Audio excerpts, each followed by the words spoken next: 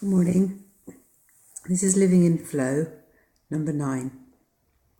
And yesterday I said I was just going to completely ditch the to-do list and ideas I had in my head and just follow the next thing, which is exactly what I did.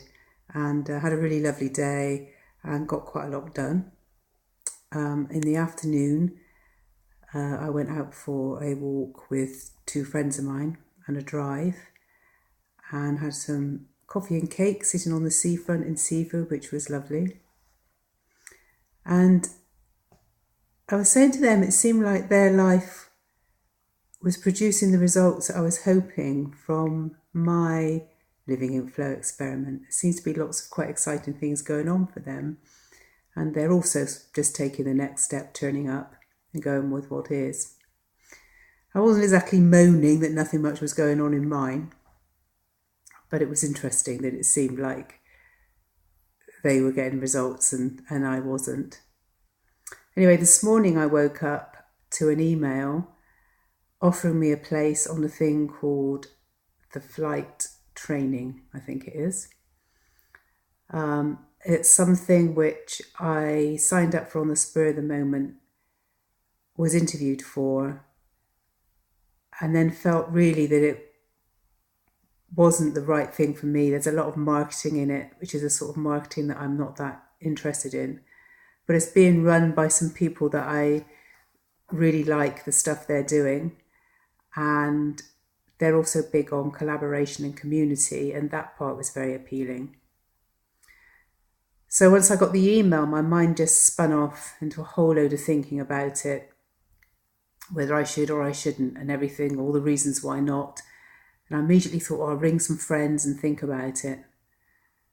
And then I don't know, just what would being in flow be like in this situation. So I just took the time to quiet down, realised that there were some things I needed to do in town, so walked into town and did those. And now I've come back. And from the place of flow, before I left, I wrote a blog post telling the story of this program and how I was feeling about it. And I'd basically got to a point where I realised that the stress was coming from looking into the future again, from trying to decide whether I should or shouldn't do this thing. When the reality was that I was there was an email.